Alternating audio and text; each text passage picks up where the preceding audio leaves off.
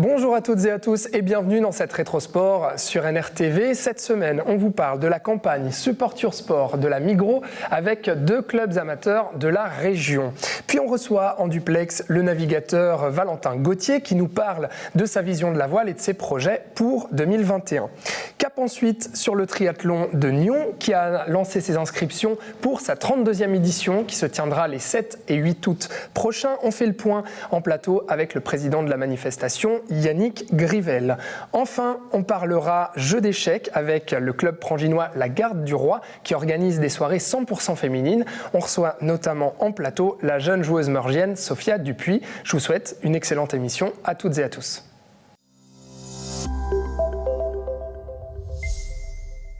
Si vous avez fait vos courses récemment dans les supermarchés du Grand M, vous avez sûrement reçu ces bons orange. Support Your Sport, c'est la nouvelle campagne de la Migros pour supporter les clubs locaux et amateurs. Un soutien donc à la clé, une cagnotte de 3 millions de francs à se partager entre plus de 7600 clubs qui se sont inscrits, dont certains clubs de la côte. Et pour en parler, je reçois en plateau 2 représentants de clubs de la région qui participent à cette action. À ma gauche, Pierre-Alain Kummer, vous êtes trésorier du tennis club de Gland, bonjour. Bonjour. Et à ma droite, Flavien Charpentier, vous êtes secrétaire général du handball club TCGG, soit Trélay, Chézeret, Genolier et Gland. Bonjour Flavien. Bonjour. Première question simple avec vous, Pierre-Alain Kummer, comment ça marche, ces bons de la Migros ? Alors, il fallait s'inscrire sur le site de la Migros, présenter un projet, qu'est-ce qu'on voulait faire avec l'argent qu'on recevrait, etc., rentrer toutes les données du club, et puis simplement avertir nos membres comme quoi ça existait. Et puis s'ils vont faire leurs courses à la Migros, on n'a pas demandé qu'ils aillent spécialement faire leurs courses à la Migros, mais s'ils y vont, autant que ça marche et puis qu'ils scannent leurs bons pour qu'à la fin, peut-être, on reçoive un peu d'argent de ces 3 millions parce qu'il y a beaucoup de clubs. Et puis, quand vous dites qu'on reçoit ces bons à la Migros, malheureusement, en tout cas dans les 3-4 Migros que j'ai fait, on ne les reçoit pas, il faut les demander, ce qui est un peu dommage. Alors que quand c'est des coupons, des choses pour avoir des gadgets publicitaires, là, ils les donnent tant qu'on veut. Mais là, il faut malheureusement les demander à chaque fois, sinon on ne les a pas. C'est un peu le seul reproche que je ferais pour le moment à cette action, en fait. Flavien Charpentier, pourquoi s'être inscrit, le handball club de TCGG, pourquoi s'être inscrit à cette action ? C'est une action qu'on a en commun avec le HBC Nyon. Ça, c'est assez important, même si chaque club peut avoir ses propres bons. Et l'idée, c'est acheter des équipements communs pour les 10 équipes qu'on a en commun, surtout des équipes de juniors. Donc ce partenariat effectivement, et puis alors pour récolter de l'argent, un club doit engranger des votes, on l'a dit, donc plus il y a de membres et puis plus il y a de fans aussi dans la région du club, plus il y a de potentialité justement d'engranger une part. Alors actuellement TCGG est à 1594 bons et puis le tennis club Gland à 945 bons. Est-ce qu'au final, Pierre-Alain Kummer, c'est une vraie possibilité d'avoir un soutien financier pour votre club, pour le tennis club de Gland, ou est-ce que finalement c'est une grosse opération marketing de la Migros? Alors, c'est une grosse opération marketing de la Migros. Tant mieux pour les clubs, parce qu'il y a des clubs qui vont toucher de l'argent quand même, je pense. Il y en a qui ont beaucoup de bons. Donc je pense qu'il y a des clubs qui vont recevoir pas mal d'argent. Nous, on compte franchement pas là-dessus. On participe parce que justement, on espère que ça fait réagir les gens. Et puis que, d'ailleurs, dans les mails qu'on a envoyés, on a bien dit... Prenez des bons, donnez-les au club qui vous plaît, pas forcément au tennis club de Gland, vraiment que ça participe pour tout le monde, quoi. Et puis que les clubs de la région touchent au définitif quelque chose. Flavien Charpentier, comment le handball club TCGG a vécu toute cette crise sanitaire et à quel point en fait il y a besoin réellement de soutien financier? Alors, je vais parler aussi au nom du HBC Nyon. Oui, tout à fait. Parce que je pense que là, c'est important. Ça a été compliqué au niveau des salles. Chaque commune peut avoir son règlement. C'était compliqué pour continuer à s'entraîner. Les moins de 16 ans ont pu, ce qui est bien, mais c'était compliqué. Financièrement, on a perdu pas mal de revenus, je pense, comme vous aussi au tennis, avec la fermeture notamment de tout ce qui est bar, activités de buvette, et puis certains revenus annexes comme de jeunesse et sport. Voilà. Et de votre côté, au tennis club de Gland? Alors pareil, nous on a la chance de pouvoir jouer à l'extérieur, donc tant que c'était pas fermé, on a pu jouer à l'extérieur. Depuis aujourd'hui, on rouvre aux adultes pour l'extérieur, et puis donc ça c'est une bonne chose. Par contre, on a pu faire jouer nos cours juniors et tous les juniors, même à l'intérieur, toute la période, et ça c'était le principal en fait, c'est de pouvoir faire jouer les enfants. Et même s'il n'y a pas de compétition, et puis je pense qu'au niveau des compétitions, là il va y avoir un gros manque. D'ailleurs, on rouvre maintenant les compétitions juniors. J'organise des championnats vaudois de tennis qui vont se faire à la dernière minute. Ce sera le week-end du 13-14 mars. Et on est heureux de pouvoir repartir et faire des compétitions parce que c'est ce qui manquait le plus aux enfants, ce qui manque encore aux adultes. Mais voilà, c'est comme ça. Et enfin, on peut rejouer au tennis. On peut rejouer au tennis. Ça, c'est une bonne chose. On sentait une vraie frustration de la part des joueurs et joueuses de tennis. Notamment, on entendait beaucoup. Il y a la distance sur les cours. On est en extérieur. Les gens ne comprenaient pas. Hein, et ce que je ne comprends pas non plus. Malheureusement, je pense que faire des exceptions, c'était un peu difficile pour certains sports et pas d'autres. Donc, ils ont mis tout le monde dans le même panier. Voilà, c'est comme ça. Maintenant, vous êtes débordé par les inscriptions et les réservations de cours? Les inscriptions, pas encore. Mais déjà, tout à l'heure, j'étais au tennis. Et avec ce beau temps, bien sûr, c'est plein. Les gens veulent jouer. Hein, on voit bien que... Pour le handball en salle, en revanche, là, l'avenir est encore toujours incertain, on va dire. Comment vous vivez, vous, ces mois un petit peu difficiles? Et puis, quelle projection vous avez? À quel moment vous pensez pouvoir rouvrir? Alors, officiellement, à partir d'aujourd'hui, le 1er mars, mais ce n'est pas facile, car on doit vérifier avec chaque salle si ça fonctionne ou pas. Gland, Grandchamp, on a eu l'OK aujourd'hui. Nyon-Cossy, ça a toujours été possible, c'était très disponible. On a beaucoup apprécié le support de Nyon-Cossy. D'autres salles, on doit encore vérifier, comme par exemple Genolier. Donc c'est clairement un peu un challenge. Championnat à partir du 17 avril, donc ça repart pour tous les juniors. Adultes, rien, ça c'est clair aussi. Le temps est long là. Hein. Oui, c'est compliqué. C'est compliqué parce qu'on ne peut pas forcément bien jouer dehors, nous, malheureusement, et on dépend des salles. Et donc pour prévoir sereinement les prochaines saisons, donc on le rappelle, c'est bon que vous trouvez donc, si vous allez faire vos courses à la Migros, il suffit donc de scanner ce QR code, de vous rendre sur le site internet et puis de dire, voilà, on a envie de soutenir le club local et puis pourquoi pas le handball club de Nyon ou le handball club TCGG ou pourquoi pas le tennis club de Gland. Merci beaucoup Pierre-Alain Cumer et merci Flavien Charpentier d'avoir été avec nous sur NRTV. On vous souhaite le meilleur pour vos clubs respectifs et on vous dit à bientôt. Merci.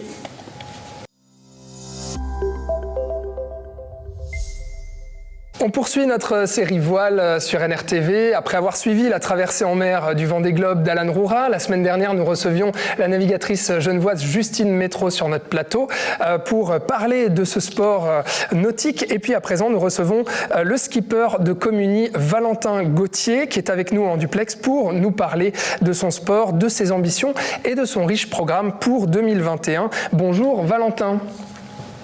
Bonjour. Alors Valentin, on te suit à travers un écran. Tu es à présent à côté de Lorient, en Bretagne, puisque tu vis là-bas, tout comme d'ailleurs Justine et Alan. En fait, Lorient, c'est un peu là où tout se passe pour les navigateurs, c'est ça ? Ouais, c'est ça. Ici, on appelle ça la Sailing Valley. C'est un peu la Silicon Valley de la voile ici. C'est un endroit en fait où il y a pas mal de trucs qui ont été mis à disposition pour les navigateurs à une certaine époque et ça a payé. Et effectivement, l'agglomération de Lorient maintenant est vraiment un endroit qui s'est vraiment développé autour de cette activité de la course au large, quoi. Donc effectivement, en tant que Suisse, quand on va s'expatrier quelque part pour faire de la course au large, la solution est assez logique d'aller là-bas, ouais. On comprend effectivement que pour s'entraîner, quand on est skipper pro, c'est mieux que le lac Léman d'aller au large justement de l'Atlantique. Là-bas, du coup, je disais que Justine et Alan vivent là-bas. On voit d'ailleurs derrière toi, Justine, tu la connais très bien parce que tu as notamment navigué avec elle l'année passée. Tu as fait le tour des îles britanniques justement. Et puis Alan, est-ce que vous vous croisez en fait tous les trois justement à Lorient? Est-ce que vous avez l'occasion d'échanger des expériences et puis notamment au sujet du Vendée Globe? Ouais, on se fréquente assez régulièrement. Même Justine, effectivement, on a navigué avec elle l'année dernière. Des fois, on fait des séances de sport en commun aussi. Alan, pareil, on est potes dans la vie de tous les jours. Donc, de temps en temps, on se retrouve pour une bouffe. On se croise sur les pontons aussi assez régulièrement. Donc, ouais, on se cause pas mal. On a parlé notamment avec Alan Roura de la solitude, en fait, et de cette manière de gérer la solitude sur plus de 3 mois en mer pour le Vendée Globe. Et puis, il nous disait qu'il avait tendance à vouloir justement rester solitaire en mer parce qu'il voulait être un peu coupé des problèmes des terriens. Toi, comment tu abordes la chose quand tu es en mer ?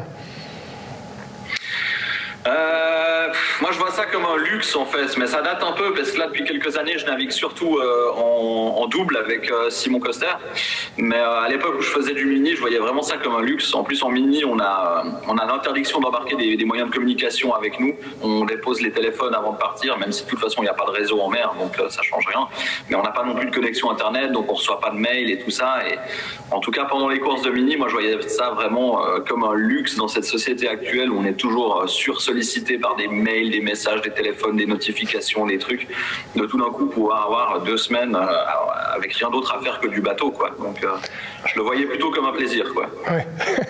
À propos de cette solitude en mer justement et d'être aussi coupé de ses proches, Alan Roura a raconté la difficulté aussi de vivre ce Vendée Globe alors qu'il venait à peine d'être papa. Ça vous fait un point commun en plus à tous les deux parce que toi aussi tu as été récemment papa à la fin de l'année dernière.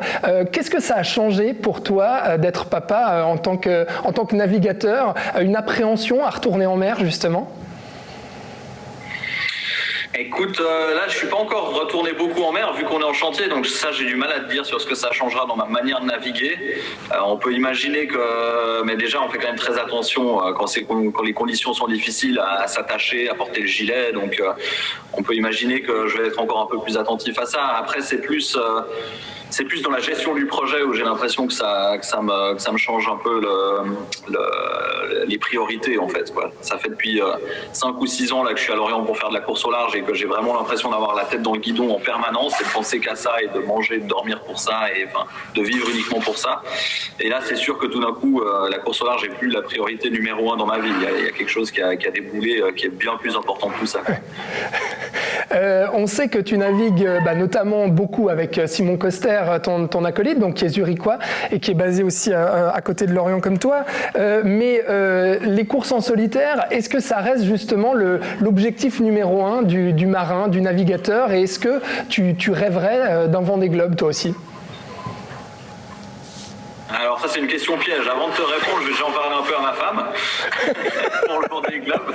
Ce serait pas mal. Après la navigation, oui, c'est ça. Si elle me surprend à dire à la télé que je veux faire le Vendée Globe avant qu'elle en ait entendu parler, je vais avoir des problèmes. Non, mais plus sérieusement, moi le solitaire c'est un exercice que j'apprécie. Après, c'est pas fait pour tout le monde. Il y a des gens qui aiment pas du tout ça, il y a des gens qui préfèrent l'équipage. C'est vraiment des manières très différentes de naviguer en fait, aussi différentes que faire un 100 mètres ou faire du football en fait, je pense au final quoi. On s'investit pas du tout de la même manière, on travaille pas du tout les mêmes trucs. Après moi effectivement ce qui me plaît dans la course au large c'est ce côté soit équipage réduit, soit solitaire qui fait que on doit vraiment mettre l'accent sur la polyvalence et être capable de faire un peu tout à bord. C'est ça qui me fait vibrer sur un bateau en fait, plutôt que de me spécialiser vraiment sur un poste où je vais devenir hyper compétent et lâcher un peu tous les autres. Tu as déclaré récemment dans le journal La Côte que pour les gens qui ne connaissaient pas le sport nautique et notamment la voile, qui pensaient que la voile c'était souvent une croisière de plaisance, alors que pour toi en fait ce que tu recherches vraiment c'est des sensations physiques assez fortes en fait.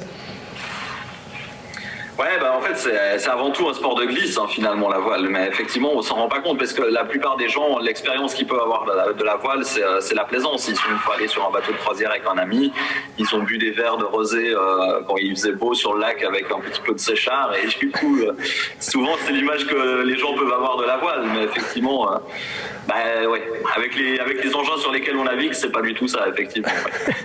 Ouais. Les bruits qu'on entend derrière toi, Valentin, c'est des bruits de chantier naval en fait, parce que tu es en plein chantier en ce moment pour retaper justement ton bateau. En prévision du coup de beaucoup de projets en 2021, on peut mentionner notamment la Normandie Channel Race, les Sables Horta, la Fastnet en août, et puis bien sûr la Transat Jacques Vabre pour l'automne. Beaucoup de projets en perspective. Raconte-nous un peu comment tu appréhendes cette année. Ouais, comme tu dis, l'année est assez chargée en fait. Donc, on a eu la chance de pouvoir faire un gros chantier cet hiver. Les choses se sont assez bien enchaînées pour qu'à la fin de la saison, après la Normandie, on avait pu mettre le bateau au sec et se lancer dans un gros chantier de fiabilisation et d'optimisation. Donc là, on se réjouit déjà de redécouvrir un peu notre bateau parce qu'on a apporté pas mal de modifs qui font que ça va presque être un peu une version 2 de notre bateau qu'on va redécouvrir. Et après, on remet à l'eau normalement jeudi et à partir de là, les entraînements et les navigations vont s'enchaîner jusqu'à fin août où le début des compétitions va reprendre. Et là, après, le challenge, ça va vraiment être d'être à fond sur les compètes, d'arriver à se reposer entre les courses parce que c'est très engageant finalement physiquement et mentalement comme sport. Donc avec les courses qui s'enchaînent aussi intensément cette année, je pense que le gros challenge, ça va être d'arriver aussi à recharger les batteries entre les courses, quoi. Des objectifs de classement aussi? Tu penses beaucoup à la compétition? Ah oui, forcément, ouais. Avec Simon, on a la chance d'avoir pu monter un projet, ce qu'on appelle un projet gagnant, quoi. C'est-à-dire un projet avec un bateau de dernière génération où on a des moyens limités, on a plusieurs sponsors qui nous soutiennent.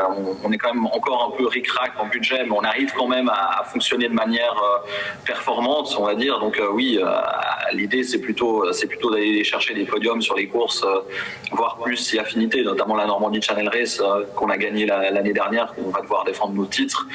Et donc oui, on est plutôt en train de viser des performances élevées, ouais. On te le souhaite en tout cas. Je te remercie beaucoup Valentin Gauthier. On rappelle donc que tu es navigateur originaire de Communy et puis que tu vis maintenant en Bretagne pour pratiquer professionnellement ton sport, la voile. Donc merci beaucoup d'avoir été avec nous et puis on va suivre toutes tes aventures et tes traversées durant cette année. Merci beaucoup. Salut. Merci. À bientôt Valentin. À bientôt.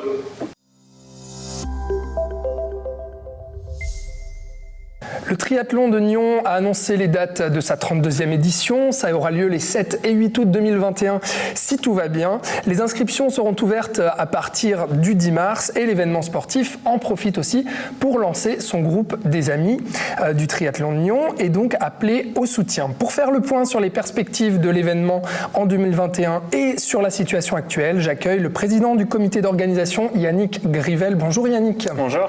Yannick, 2021, on y croit? Alors effectivement, oui, on y croit. C'est vrai on est toujours très positif de manière générale, donc on y croit et puis on est positif qu'on va pouvoir offrir une belle édition cet été. Alors effectivement, la dernière fois que le triathlon de Nyon a eu lieu, c'était en 2019. Il y avait 3000 sportifs, participants. Comment on peut imaginer aujourd'hui réunir plus de 3000 personnes, participants, du public aussi, à Nyon cet été? Sur quel scénario vous travaillez en ce moment? C'est vrai qu'on a travaillé depuis l'année passée, on a essayé de continuer vraiment à travailler pour aussi garder cette motivation de tous les bénévoles du comité sur le futur, les scénarios.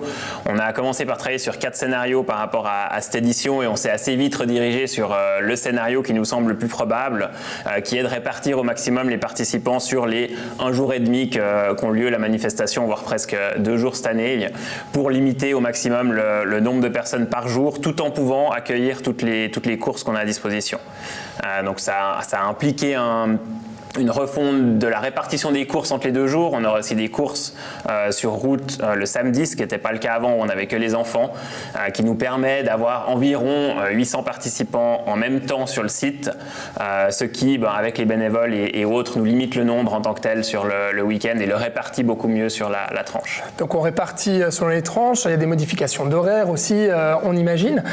Aujourd'hui, comment vous tablez sur combien vous dites on va essayer de faire sur sur 1000 participants, sur 2000, sur 3000 comme en 2019? Notre scénario, selon les mesures qu'il y aurait d'ici là, mais notre scénario nous permettrait au niveau des horaires de course, de la répartition, d'accueillir le même nombre de participants, c'est-à-dire dans les 2002 à 3000 selon les inscriptions toujours, c'est sûr, mais de pouvoir accueillir toutes ces personnes-là.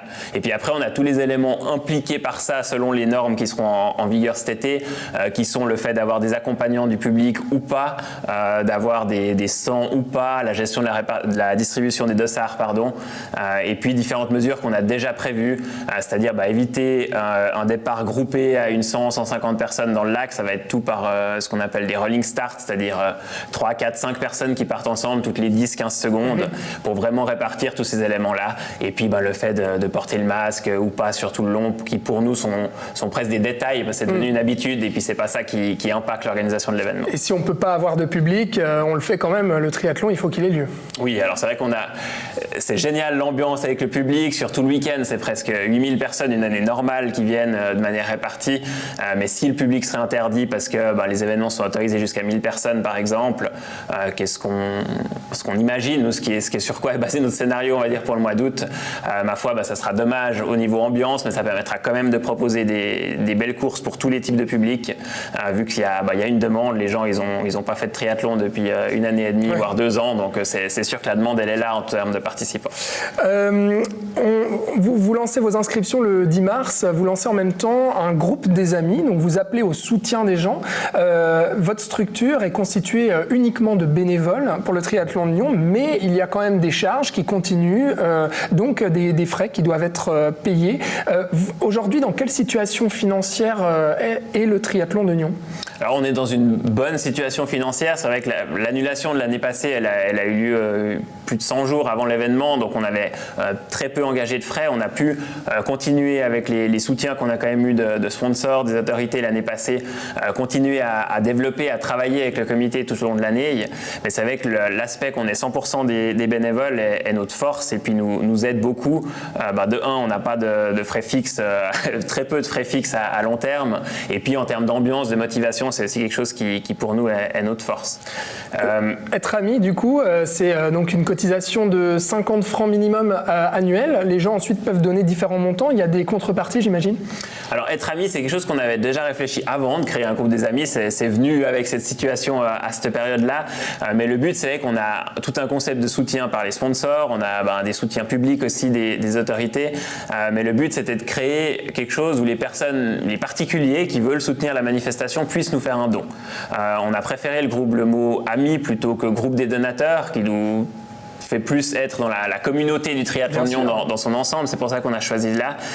Et c'est un groupe où les gens peuvent s'inscrire, c'est de manière annuelle, nous faire un don du montant de leur choix, effectivement de 50 francs minimum. Et puis selon le montant, peuvent avoir une inscription ou 2 inscriptions offertes à des courses, une invitation à la soirée de lancement ou à l'apéritif pendant la manifestation, en sachant que ça reste un groupe de mécénat à la base, mais qu'on offre quelques contreprestations aux personnes qui le souhaitent. Et justement, donc ces inscriptions qui ouvrent le 10 mars, qu'est-ce qu'il faut pour s'inscrire au triathlon de Nyon? Rien. Non, c'est vrai que pour s'inscrire en tant que participant, on a quand même être sportif. Un minimum, mais même pas forcément. Non, c'est vrai qu'on a tout ce qu'on a rajouté, optimisé dans les épreuves ces années, avec des épreuves découvertes, avec des épreuves famille. C'est vraiment dans notre but d'accueillir tout type de public, que ce soit une personne sportive ou non sportive. Donc même sans être sportif, en voulant se donner un challenge, c'est possible sur la course découverte par exemple, pour les enfants des 5 ans aussi, pour les familles, pour les personnes souffrant d'un handicap. Donc c'est vraiment tout type de public qu'on accueille et qu'on se réjouit d'accueillir. Donc il suffit d'aller sur notre site internet dès la semaine prochaine, dès le 10 mars, où il y aura toutes les informations pour s'inscrire directement aux courses. Voilà, et puis on va croiser les doigts donc pour les 7 et 8 août prochains pour la 32e édition du triathlon de Nyon. Merci beaucoup Yannick Grivel d'avoir été avec nous sur le plateau d'NRTV. Je rappelle donc que vous êtes le président du comité d'organisation de ce triathlon. Alors on croise les doigts et à très vite. Merci, on y croit et puis on se réjouit de voir plein de monde cet été à Col-le-Vrai pour revivre ce bel événement. Nous aussi, merci, à bientôt.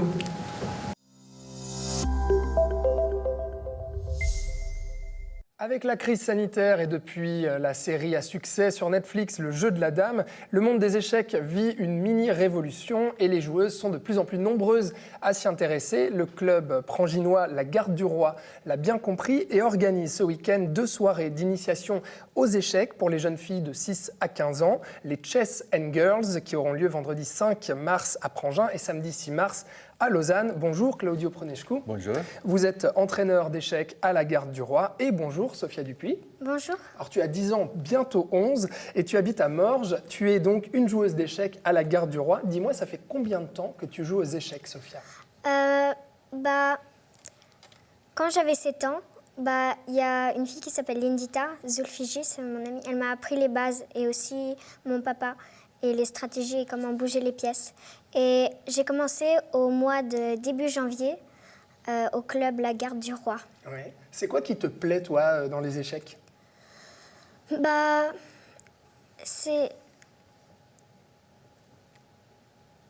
qui me plaît un peu, ma motivation aussi, c'est que depuis que je suis petite, comme je l'ai dit, mon amie, j'aimerais Lindita Zulfiji, J'aimerais la battre. Oui, j'aimerais essayer de la battre, oui. Donc c'est le défi, la compétition qui t'intéresse. Oui. Claudio, pourquoi organiser 2 soirées consacrées à l'initiation pour les jeunes filles? On a parti de l'idée que comme il y a peu de filles au monde des échecs, aussi en Suisse, comparative avec les garçons, on a organisé ce projet pour encourager les filles pour venir et jouer les échecs. Vont être, mais je peux parler plus tard, 3 événements. Donc, le premier, c'est la soirée du jeu, où sont les filles qui font une équipe avec une copine et ils vont affronter, c'est un match amical, convivial des autres filles.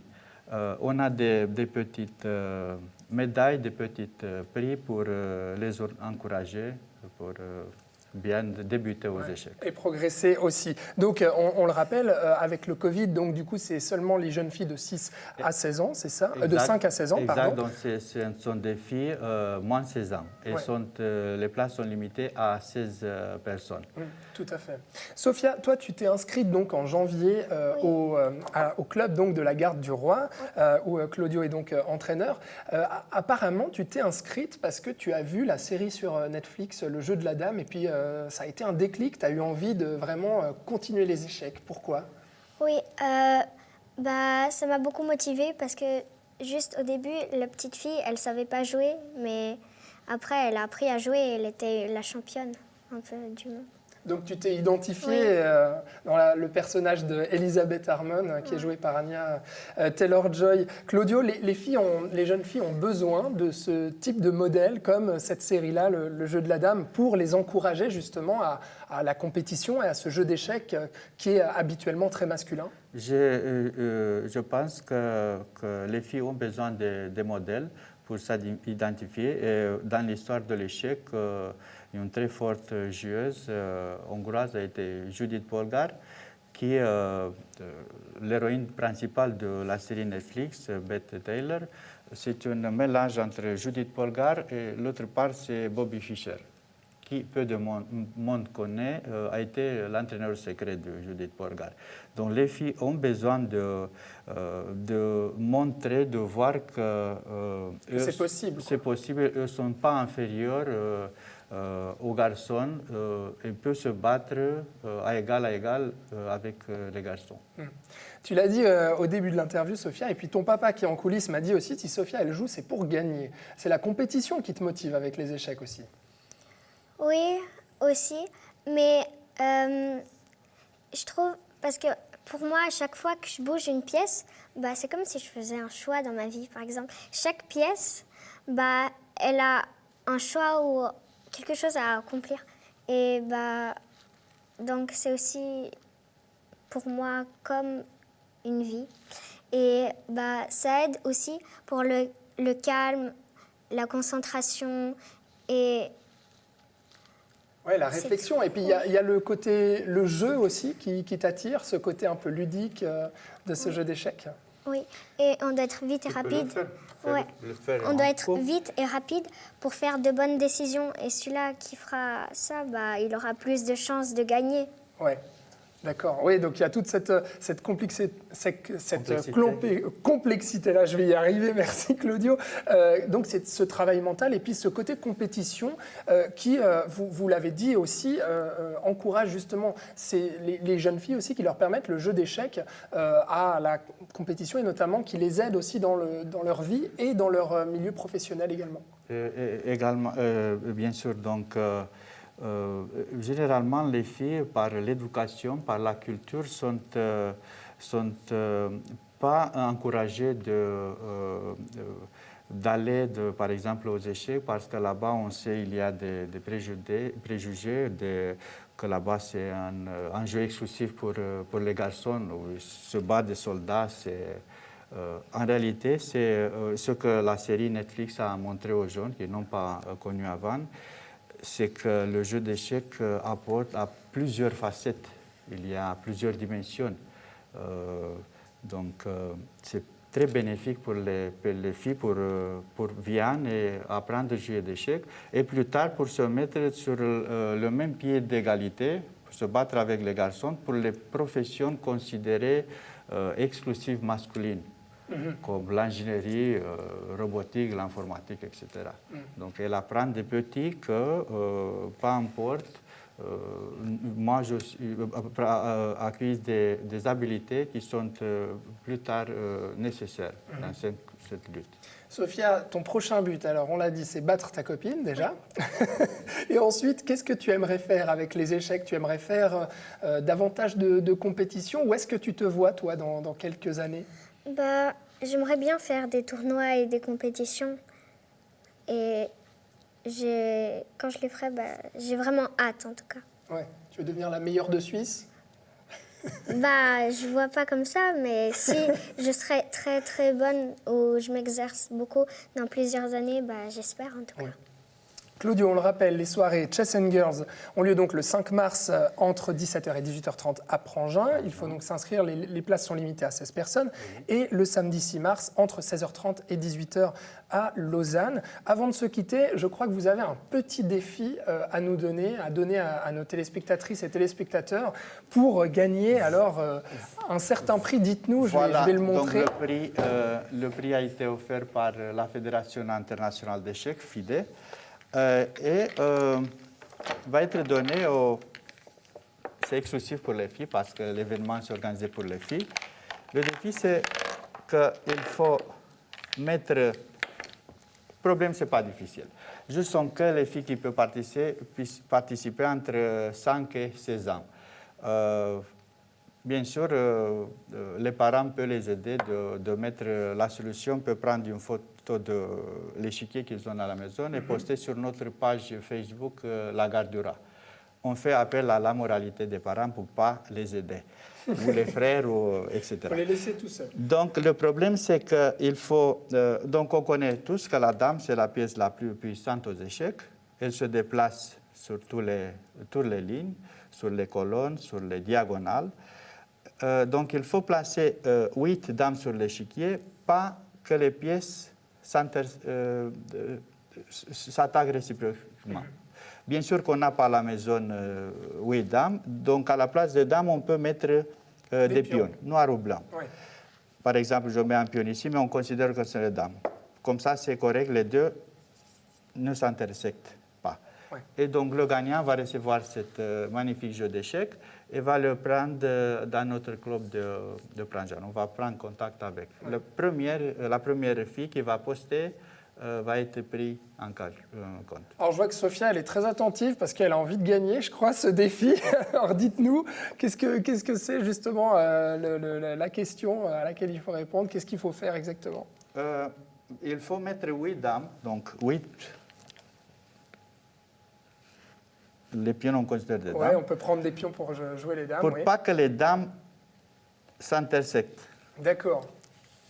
Voilà, pour placer. Donc, il faut placer 8 dames sur un échiquier de 64 cases, sans que les dames ne puissent se menacer mutuellement, conformément aux règles du jeu d'échecs. Voilà. La couleur des pièces est à ignorer. Par conséquent, 2 dames ne devraient jamais partager la même rangée, colonne ou diagonale. Par exemple, ici, jusqu'à maintenant, c'est correct. Mais il faut ajouter encore 5 dames. Je ne dévoile la solution. Voilà. Par exemple, si je mets une dame ici, c'est incorrect parce que... Là, on peut la manger, Voilà, effectivement. donc c'est une solution incorrecte. D'accord. Donc ça, c'est le défi, le problème. Alors vous faites ça chez vous, vous regardez bien cet échiquier et puis vous faites comme Claudio et comme Sofia, vous essayez de répondre et puis vous vous rendez sur la page Facebook donc de la Garde du Roi. Merci beaucoup Claudio Proneșcu, vous êtes entraîneur à la Garde du Roi. Merci d'avoir été avec nous. Et Sofia, merci beaucoup d'avoir été aussi sur ce plateau d'NRTV. Merci de m'avoir invité. C'était super sympa. Et puis donc rendez-vous les 5 mars et 6 mars, donc Prangin et Lausanne, si vous êtes une jeune fille et que vous voulez vous initier au jeu d'échecs. Merci et à bientôt.